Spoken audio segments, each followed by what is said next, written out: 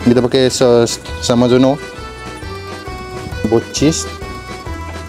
Dan ni cheddar, daging brisket. Ni caramelized onion.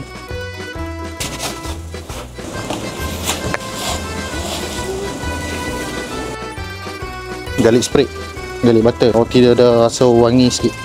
Special BBQ sauce, lebih naik lagi dia punya rasa smoke tu. Kita masukkan fresh cheese.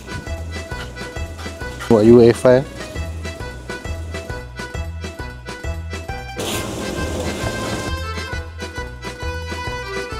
Jalapeno pickle, shredded chili herb.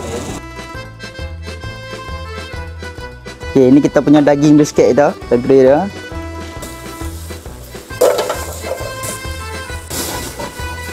Ni bahan rahsia kita untuk pasta carbonara kita.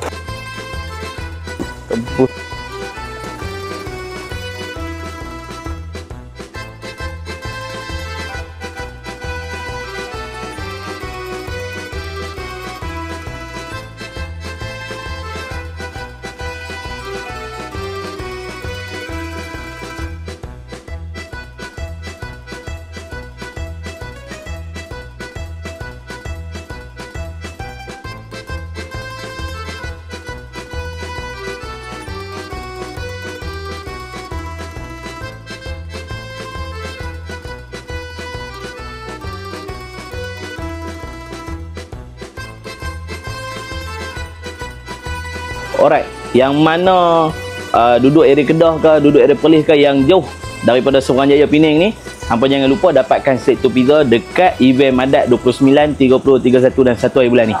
So kat sana kita akan bawa lain daripada lain, kita akan bawa Wagyu saiz regular. Hampa jangan lupa mai.